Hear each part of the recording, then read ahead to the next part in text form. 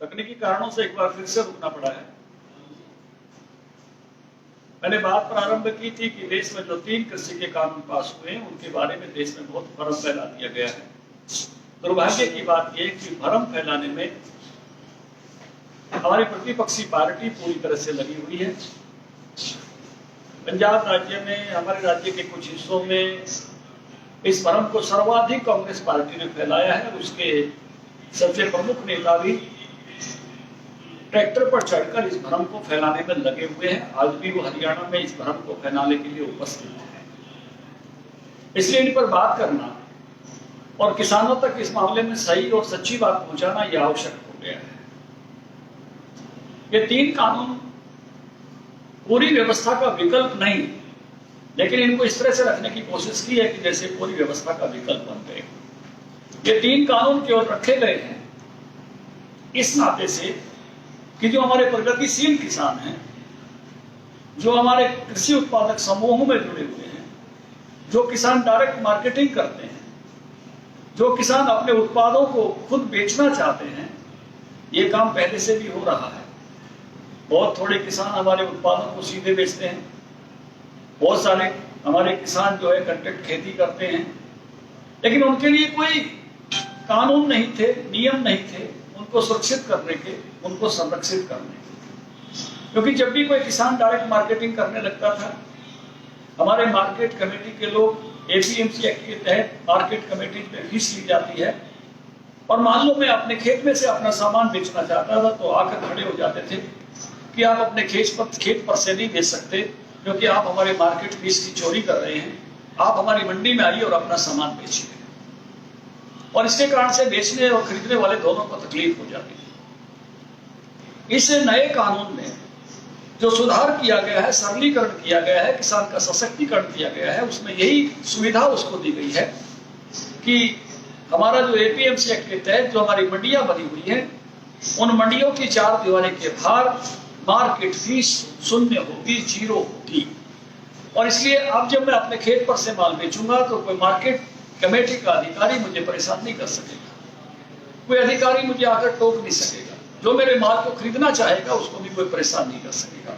जब हम दूसरे राज्यों में अपनी फसलों को ले जाते थे तो वहां भी यही बात होती थी कि इसकी मार्केट फीस अदा की गई है कि नहीं की गई है। अब ये सारे देश में एक समान रूप से लागू कर दिया गया है। इसलिए भारत के किसी भी हिस्से में जाकर मैं अपने सामान को बेच सकता हूं और उसके कारण से जहां मुझे अच्छे दाम मिले वहां तक जा सकता हूं। इस कानून के माध्यम से पूरे देश का बाजार भारत के प्रधानमंत्री नरेंद्र मोदी जी ने हमारे लिए खोल दिया है। मंडी की व्यवस्था और बाहर की व्यवस्था में एक और अंतर है। मंडी की व्यवस्था में जब हम अपना सामान बेचने जाते हैं तो हमारे भाव केवल और केवल व्यापारी लगाते हैं, और लेकिन जब हम बाहर सामान बेचने के जाते हैं तो उसका भाव हम तय करते हैं। तो भाव तय करने की सुविधा हमको मिल गई। नहीं तो मंडी में तो हम बोल ही नहीं पाते किसान। एक व्यापारी 2 व्यापारी बोली लगाते हैं और हमारा भाव तय कर देते हैं। लेकिन बाहर में अगर प्याज बेच रहा हूं तो मेरी मर्जी है कि मैं 15 रुपए धड़ी बेचूं या 15 रुपए किलो बेचूं, 75 रुपए धड़ी बेचूं या 20 रुपए किलो बेचूं, 100 रुपए धड़ी बेचूं, उसका भाव मैं तय करता हूं। लेकिन मंडी में ये सुविधा मुझे नहीं है। तो पहला कानून जो एपीएमसी एक्ट में सुधार के लिए लाए हैं, उसने मार्केटिंग को डायरेक्ट कर दिया है और इसके कारण से हमको एक सुविधा मिली है और उसके लिए हम प्रधानमंत्री जी का आभार व्यक्त करते हैं। दूसरी जो सुविधा हमको दी गई है, कॉन्ट्रैक्ट खेती पहले भी होती थी।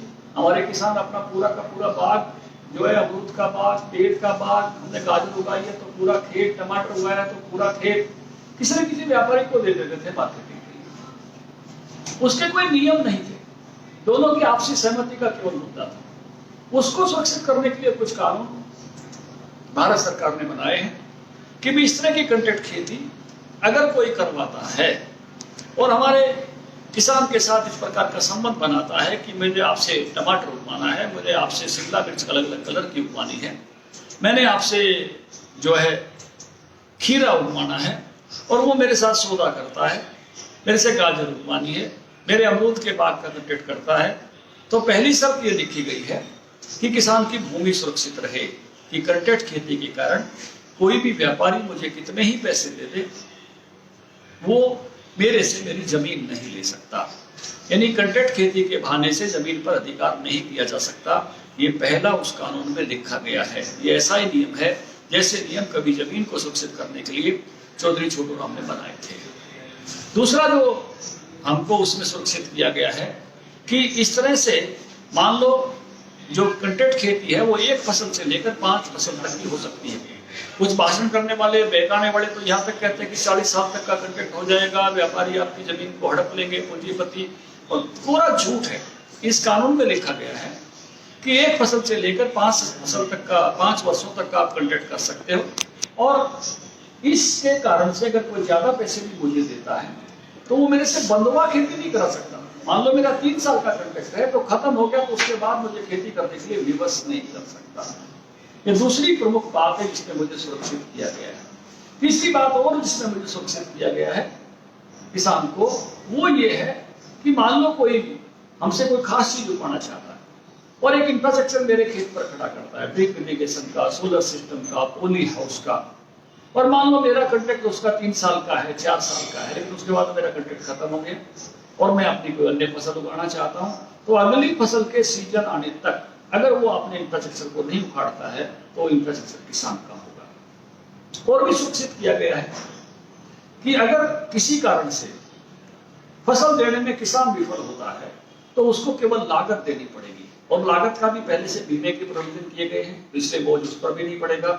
लेकिन व्यापारी अगर उसमें से भाग जाता है तो उसको 1.5 गुना तक देना पड़ेगा। जो बाहर का व्यापार है सामान्यतः नगद होना चाहिए, लेकिन कोई भाई अगर उधार कर लेता है तो 3 दिन में पेमेंट जरूर करेगा, ये कानून में लिखा गया है। और 3 दिन में अगर वो पेमेंट नहीं करता है तो किसान उसकी शिकायत कर सकता है, एसडीएम की अदालत में जाएगा और उस पर किसान का प्रतिनिधि भी बैठेगा, व्यापारी का प्रतिनिधि भी बैठेगा, और जो निर्णय होगा वो स्वीकार करना पड़ेगा। और अगर व्यापारी कुछ गड़बड़ करता है तो एसडीएम उसको 50,000 से लेकर 5 लाख तक का जुर्माना कर सकता है, और 30 दिन में फैसला करना ही पड़ेगा। कई भाई कहते हैं कि कोर्ट में क्यों नहीं गए, कोर्ट में तो बहुत दिनों तक तारीख ही नहीं मिलती है, सालों साल निकल जाते हैं फैसले होने में। इसमें समय की सीमा है, इसमें किसान का प्रतिनिधि है, इसमें व्यापारी का प्रतिनिधि है, और इस नाते से जल्दी किसान को पैसा मिले और न्याय मिले, इसकी चिंता उसमें की गई है। तो ये कंट्रैक्ट खेती के नियम भी आसान बनाए गए हैं, किसानों के पक्ष में बनाए गए हैं, और इसके कारण से किसानों को अधिक जो है लाभ मिले, ज्यादा पैसा मिले, इसके लिए बनाए गए। पहला वाला भी जो एपीएमसी एक्ट में सुधार है वो देश भर की मार्केट खोलने के लिए है। मैं अपने खेत से बेच सकूं, मैं अपने खलिहान से बेच सकूं, मैं अपने घर से बेच सकूं, इसलिए बनाया गया है। तीसरा जो सुधार है वो आवश्यक वस्तु अधिनियम में है। कुछ भाई इस पर भी एतराज करते हैं कि आवश्यक वस्तु अधिनियम में सुधार क्यों कर दिया। इसके कारण से हो सकता है कि किसानों को दिक्कत हो जाए। मुझे लगता है कि इससे कारण से किसानों को तो कोई दिक्कत नहीं होने वाली। हाँ, कोई दिक्कत उपभोक्ता को तो हो सकती है, लेकिन इस कानून में उसकी भी चिंता की गई है, व्यवस्था की गई है, क्योंकि कंज्यूमर की चिंता करना सरकार का काम है। हम किसान तो हमेशा चाहते हैं हमारे ज्यादा पैसे मिले, कंज्यूमर को आपको सस्ता देना दीजिए, चीजों को हमसे मिले मिलना चाहिए। तो उसमें चिंता कैसे की गई है, अगर मान लीजिए फल है, सब्जियां हैं, जब फसल आती है उस समय अगर उनका 20 रुपए किलो का भाव है और उनके भाव अगर दुगने हो जाते हैं, 40 रुपए किलो हो जाते हैं, तो सरकार ने जो छूट दी है आवश्यक वस्तु अधिनियम के तहत वो उसको वापस ले लेती है। इसी प्रकार से दलहन है, तिलहन है, हम दालें खाते हैं, हम तेल खाते हैं, अगर उनके भाव 1.5 गुना हो जाते हैं तो उसको उस छूट को भी सरकार वापस ले लेगी। तो उसकी भी चिंता करने की कोई बात नहीं है। लेकिन इनके बारे में एक भ्रम फैलाना ये शुरू किया कि इसके कानून आने से मंडी बंद हो जाएगी। मैं पहले सबसे पहले बताना चाहता हूं कि इस कानून का मंडी से कोई संबंध नहीं है। मंडी जो की तो चलेगी, ये तो उन किसानों के लिए है जो थोड़े से किसान डायरेक्ट मार्केटिंग करना चाहते हैं। हमको अभी पता है हरियाणा के हिसाब से मुझे कहना हो तो हमारे 82,000 किसान ऐसे हैं जो किसान उत्पादक समूह में जुड़े हुए हैं। हमारे 25,000 के आसपास किसान ऐसे हैं जो प्रगतिशील किसान हैं, और ये किसान अभी भी डायरेक्ट मार्केटिंग कर रहे हैं। उनको सुरक्षित, संरक्षित और सुदृढ़ करने के लिए कानूनों में बदलाव किया गया। बाकी जो किसान हैं जो वो सब के सब मंडी जाएंगे। अगर 15 लाख किसान परिवार है हरियाणा में तो लगभग 1 लाख किसान अभी डायरेक्ट मार्केटिंग में है, और जो ज्यादा किसानों का समूह है वो 14 लाख के आसपास मंडी जाने वाला है। इसलिए मंडी के सिस्टम पर कोई फर्क पड़ने वाला नहीं। कुछ लोगों ने अफवाह फैलानी शुरू कर दी कि इससे एमएसपी बंद हो जाएगा। एमएसपी के कानून में कोई बदलाव नहीं गया है। एमएसपी जो है कृषि लागत एवं मूल्य आयोग से तय होता है, CAC cost and price commission जो है वो एमएसपी को तय करता है। मोदी जी की सरकार ने एक ही बदलाव किया था कॉस्ट एंड प्राइस कमीशन में, वो भी 2017 में किया था, और वो किया था कि हम 50% प्रॉफिट के साथ किसानों को फसलों के दाम देंगे, और उसके बाद किसानों को 50% लाभ के साथ फसलों के दाम मिलने प्रारंभ हुए, और कोई भी परिवर्तन इसमें नहीं किया गया। इसलिए वो एमएसपी का सिस्टम जो कि जारी है, और उस पर जो का तो काम चल रहा है। आज खरीद हो रही है, झोना की खरीद, जीरी की खरीद, जो भी पंजाब में झोना कहते हैं, हमारे यहाँ जीरी कहते हैं, धान कहते हैं, और हरियाणा सरकार बाजरा खरीदती है। तो इन दोनों फसलों की खरीद यहाँ हो रही है, और पिछले बार की तरह से एक एक दाना खरीदा जा रहा है। इस खरीद का पैसा जो धान की खरीद है, चाहे पंजाब में हो रही हो, चाहे हरियाणा में हो रही हो, वो केंद्र सरकार देती है। पंजाब की खरीद के लिए पिछले वर्ष 32,000 करोड़ रुपए का खर्च आया था। मुझे लगता है कि इस बार भी उससे कोई कम खर्च आने वाला नहीं है, उससे ज्यादा ही आएगा, कि हर बार दाम बढ़ जाते हैं। हरियाणा में भी पिछली बार 12,500 करोड़ का खर्च आया था। 64 लाख मीट्रिक टन जो है वो हरियाणा से जीरी खरीदी गई थी, और 161 लाख मीट्रिक टन पंजाब से खरीदी गई थी। मुझे लगता है कि हरियाणा में भी इस बार 12,500 करोड़ से ज्यादा ही खर्च आएगा। पंजाब इससे लगभग, पिछले साल पंजाब ने 1700 करोड़ की मार्केट फीस लगाई थी। मुझे लगता है उससे ज्यादा फीस मार्केट कमेटी को, पंजाब की मार्केटिंग बोर्ड को मिलेगी, और आड़ती भी लगभग इतना ही पैसा, 2.5% मार्केट फीस होती है। कुछ इंसिडेंटल जो खर्चे होते हैं उसके आते हैं, इतना ही आड़तियों को पड़ जाता है। ऐसे हरियाणा में भी लगभग 450 करोड़ के आसपास मार्केट फीस आएगी, और उतना ही हमारे आड़ती भाइयों को भी मिलेगा। तो एमएसपी यूं ही मिल रहा है, खरीद यूं ही हो रही है, इस पर कोई असर पड़ने वाला नहीं है। जो अफवाह फैलाने वाले लोग हैं वो कहीं ना कहीं ये कहते हैं कि आहिस्ता आहिस्ता इस पर फर्क पड़ जाएगा। वो भी बात मुझे लगता है कि जब रबी की फसल का एमएसपी घोषित हो गया है, तो उससे और भी ज्यादा सुदृढ़ हो गई है कि एमएसपी यूं ही रहना है, मंडी यूं ही चलेगी, और इसमें किसी भी प्रकार का परिवर्तन आने वाला नहीं है। हम सबको मालूम है कि डायरेक्ट मार्केटिंग करने वाले किसानों की संख्या बहुत कम है, बहुसंख्यक किसान अभी मंडी में ही जाने वाले हैं। जो मार्केट फीस मिलती है वो परचेजर देता है, जो खरीददार है वो देता है। हमारी बड़ी खरीददार केंद्र सरकार है, और हम 4% मार्केट फीस हरियाणा में लेते हैं, 6% मार्केट फीस पंजाब में लेते हैं। इसलिए सरकारें भी, पंजाब की सरकार, हरियाणा की सरकार को मंडियों में ही खरीद कराती है, क्योंकि मंडी के परिसर में ही यह मार्केट फीस है। मंडी के परिसर से बाहर मार्केट फीस को शून्य कर दिया गया है। तो इसलिए मंडी भी चलेगी और एमएसपी भी मिलेगा, क्योंकि सरकारों की इच्छा है कि उनको मार्केट फीस मिले। हरियाणा में बाजरा भी खरीदते हैं, सरसों भी खरीदते हैं, मूंग भी खरीदते हैं, सूरजमुखी भी खरीदते हैं। ये भी सब सरकारी खरीद है, और सरकारी खरीद हमेशा सरकार मंडियों में ही कराती है। तो उसके कारण से, इनके कारण से भी हमारे आड़तियों पर भी कोई फर्क पड़ने वाला नहीं। केवल बाहर से कोई बात है जो जिसमें फर्क पड़ सकता है, उसको सरकार ने भी समझा है, और इसमें सबसे महत्वपूर्ण है बासमती की खरीद। कपास की खरीद भी हमारे कई बार बाहर होती है, सीसीआई नहीं खरीदती। तो इन दोनों पर मार्केट फीस को 1% कर दिया गया है, जिससे बाहर से खरीदने वाला और मंडी में खरीदने वाले का हिसाब बराबर हो जाए। कोई केस किसी के खेत पर जाकर खरीदेगा, मंडी तक लेके आएगा तो 1% का खर्चा पड़ जाएगा। कोई किसान आकर मंडी में देगा तो परचेजर उसको 1% वैसे दे देगा, तो दोनों बराबर हो गए हैं। तो इसलिए मंडी पर कोई फर्क पड़ने वाला नहीं है, और इस प्रकार से एमएसपी पर तो कोई फर्क है ही नहीं। सरकार ने कोई बदलाव भी नहीं किया है, केवल भ्रम उत्पन्न कुछ लोगों ने किया है, खास करके कांग्रेस की सीरियस नीति को उसमें लगा हुआ है, जो बहुत ही दुर्भाग्यपूर्ण है। इसके बावजूद भी कुछ सवाल आपके मन में है, तो निश्चित रूप से मैं उनके उत्तर दूंगा। वो जानकारी आपको मिलनी चाहिए। दो बातें जिसकी लोग चर्चा करते हैं, जो सबसे बड़े सवाल हैं, मुझे लगता है कि मैं पहले ही आपको स्पष्ट कर दूं तो शायद वो स्पष्टता बढ़ जाएगी। इन कानूनों के बारे में कुछ नहीं बोलते कुछ लोग, और इन कानूनों को काले कानून कहते हैं। लेकिन जब उनसे पूछते हैं इनमें काला क्या है, तो वो एक शब्द भी नहीं बोलते। वो कहते हैं एक काम कर दो, इस पर ये लिख दो कि एमएसपी दिया जाएगा। अब इस पर जब मैं आना चाहता हूं, अगर हम ये लिखते हैं कि मंडी के बाहर भी एमएसपी दिया जाएगा, क्योंकि ये कानून मंडी से बाहर के व्यापार के लिए है। अगर मंडी से बाहर भी एमएसपी दिया जाएगा, तो हम प्राइवेट व्यापारी को ये कह रहे हैं कि तुम भी अगर खरीदो तो एमएसपी पर खरीदना, किसी भी समय खरीदो तो एमएसपी पे खरीदना। इसका मतलब ये है। इसका मतलब ये है तो उस पर किसान पर क्या असर पड़ेगा, इसकी चर्चा मैं आपसे करना चाहता हूँ। अभी हम बाजरा खरीदेंगे 2150 के भाव से। जब हम बाजरा खरीदेंगे तो 2150 बिकेगा, लेकिन जब बाजरे की खरीद खर्च समाप्त हो जाएगी तो बाजरे के भाव डाउन आ जाएंगे। क्योंकि सरकारी खरीद ही इस भाव पर खरीदती है। अन्य राज्यों में इस प्रकार की सरकारी खरीद नहीं हो रही, राजस्थान में भी नहीं हो रही, पंजाब में भी नहीं। इसलिए वहां का अगर बाजरा आता है या सरकारी खरीद होने के बाद बाजरा बच जाता है तो दाम कम हो जाएंगे। दूसरा, सरकार बाजरा इसलिए खरीदती है कि किसानों को लाभ हो और किसानों को उसके अधिक पैसे मिले, लेकिन सरकार बाजरे का कोई उपयोग नहीं करती। सरकार जब उस बाजरे को वापस बेचेगी तो भाव और डाउन आ जाएंगे। मान लीजिए सरकार की बिक्री के समय मंडियों में भाव 1500 रुपए प्रति क्विंटल हो गया और हमने एक शर्त लगा दी कि प्राइवेट व्यापारी भी 2150 से कम किसान से नहीं खरीदेगा। तो क्या जब बाजार में 1500 मिलेगा, मंडी में 1500 मिलेगा और मेरे किसी किसान के घर 10 क्विंटल बाजरा रह गया, मेरे किसी किसान के घर कुछ सरसों रह गई, तो क्या जब मंडी में सस्ता है और किसान का एमएसपी पर शर्त है तो उससे कोई खरीदने जाएगा?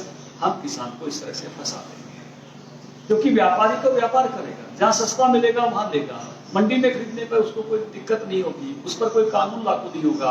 और मेरे किसानों के घर अगर सरसों बच गई, मेरे किसानों के घर अगर बाजरा बच गया, तो वो उसका खरीदेगा ही नहीं और उसको कहेगा कि अगर मैंने तुम्हारा खरीदा तो एमएसपी के पैसे देने पड़ेंगे और कम पैसे अगर मैंने दिए तो सजा हो जाएगी और मुझे उससे कम पैसे में मंडी में मिल रहा है, मुझे उससे कम पैसे में व्यापारी के यहाँ मिल रहा है। तो ये बात कहने में जितनी सुंदर लगती है, व्यवहार में उतनी ही किसान भाइयों को फंसाने वाली है। इसलिए इस बात को भी किसान भाइयों को समझना पड़ेगा।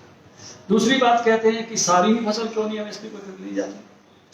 मैं आपसे बताना चाहता हूं कि देश में सबसे पहले कोई खरीद सरकारी शुरू हुई थी तो वो अंग्रेजों के जमाने में फौज के लिए शुरू हुई थी। जब छोटराम के जमाने की हम चर्चा करते हैं, 4 रुपए मन के भाव लगा रहे थे, 6 रुपए मन के भाव लगवाए, लेकिन उसके बाद कोई आजादी के बाद खरीद शुरू हुई है तो बफर स्टॉक के लिए शुरू हुई कि किसी साल अगर फसल अच्छी नहीं आए तो देश भूखा नहीं मरता है।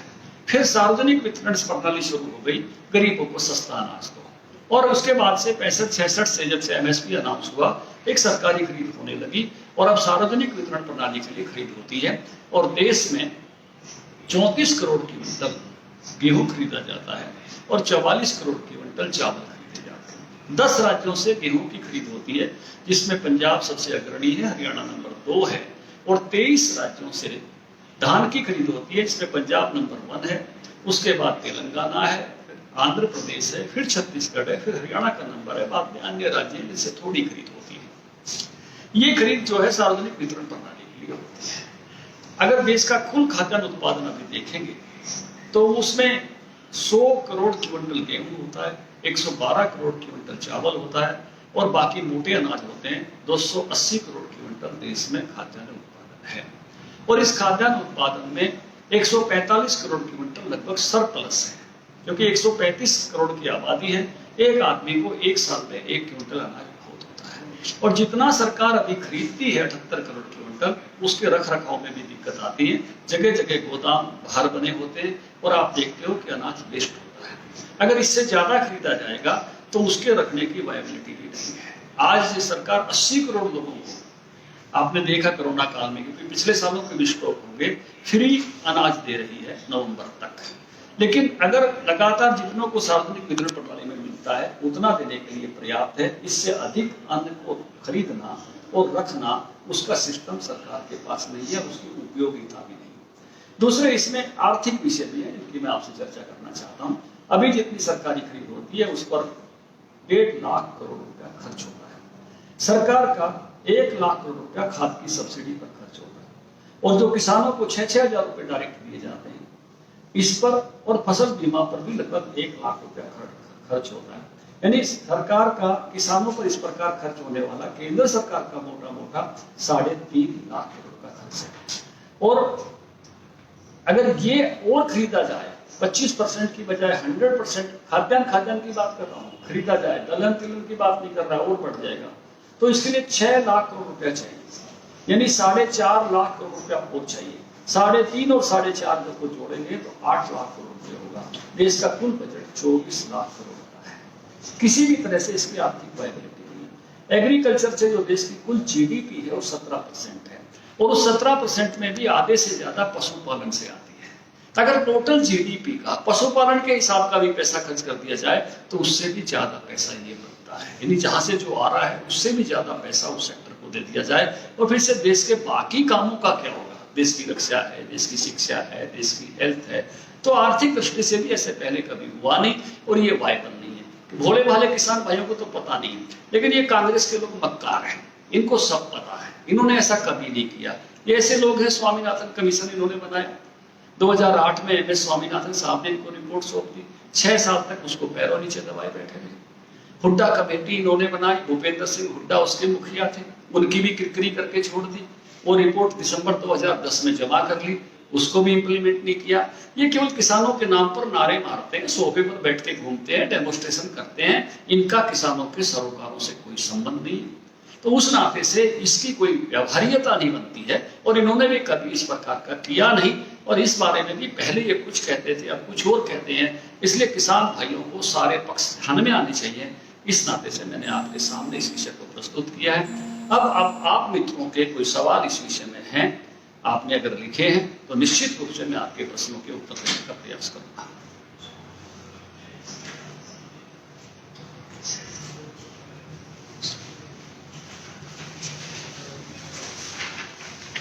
कुछ साथियों ने सवाल मेरे तक पहुंचाए हैं। एक प्रमोद जवालिया का प्रश्न आया है कि धान का रेट बाहर 1200 है और मंडी में 2000 रुपये, तो बाहर का क्या फायदा। प्रमोद जी, अभी मैं एक विज्ञापन देखता हूँ, और विज्ञापन में एक महिला एक पुरुष से पूछती है कि आपने मेरे से शादी की, तो पुरुष कहता है कि मेरे पास कोई ऑप्शन ही नहीं था। पहले हमारे पास एक ही ऑप्शन था कि हम सरकारी खरीद में मंडी पर बेचें, अब हमारे पास दूसरा ऑप्शन है, लेकिन ऑप्शन हम तभी लेंगे जब हमारे फायदे का होगा। बाहर बेचना हमारी कोई मजबूरी नहीं है, हमको एक ऑप्शन दिया गया है। अगर बाहर हमें 2100, 2200, 2400, 2500 मिलेंगे तो बाहर बेचेंगे, नहीं तो सरकारी खरीद पर मंडी में भेजेंगे, बेचेंगे। इसलिए बाहर एक ऑप्शन है, अच्छा मिलेगा तो देंगे, नहीं तो मंडी में सरकारी खरीद में देंगे। राजेंद्र स्वामी जी का प्रश्न है, नए बिलों के बाद किसानों का भविष्य सुरक्षित है, क्या किसानों के हित सुरक्षित है। निश्चित रूप से ये सरकार किसान हितैषी है। मोदी जी पहले ऐसे व्यक्ति हैं जिन्होंने किसानों को 6,000 रुपए डायरेक्ट दिए हैं। मोदी जी पहले ऐसे व्यक्ति हैं जिन्होंने किसानों को फसल बीमा दिया है। 5300 करोड़ रुपया किसानों के खाते में मुआवजे का हरियाणा में जा चुका है।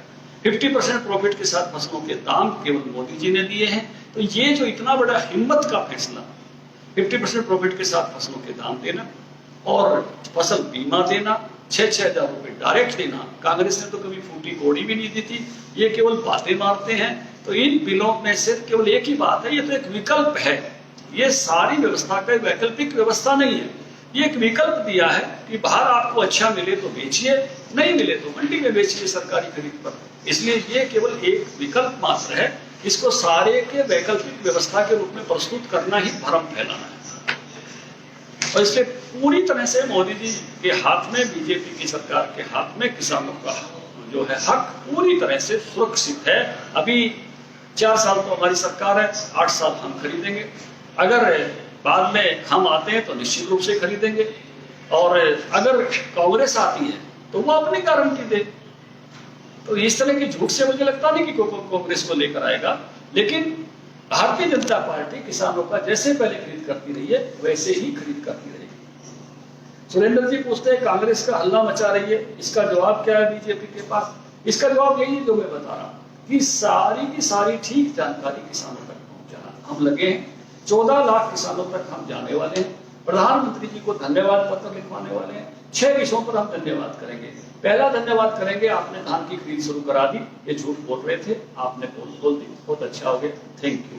दूसरा धन्यवाद करेंगे, आपने रबी की फसलों के दाम भी बढ़ा के घोषित कर दिए, हम आपका धन्यवाद करते हैं। ये जो एमएसपी पे भ्रम फैला रहे थे वो भी टूट गया है। तीसरा धन्यवाद करेंगे, आपने 50% प्रॉफिट के साथ फसलों के दाम दिए, हम आपका धन्यवाद करते हैं। इससे पहले किसी भी सरकार ने, किसी भी किसान नेता ने हमको ये नहीं दिए थे। आप पहले ऐसे प्रधानमंत्री हैं जिन्होंने 6,000 रुपए डायरेक्ट हमारे खाते में देने शुरू किए, इससे पहले हमको किसी भी ने दिए थे। हम प्रधानमंत्री जी आपका आभार व्यक्त करते हैं। और जो 3 अध्यादेश लाकर एक विकल्प हमको दिया है कि हम चाहे बाहर बेचें चाहे मंडी में बेचें, इस वैकल्पिक व्यवस्था के लिए हम आपका धन्यवाद करते हैं। 7 लोक कल्याण मार्ग प्रधानमंत्री नरेंद्र मोदी, उस पर एड्रेस पर हम पत्र लिखेंगे। 110011 उनका पिन कोड है, और हर किसान से एक पत्र उनसे भिजवाएंगे कि हम आपका आभार व्यक्त करते हैं और इन बिलों की सारी जानकारी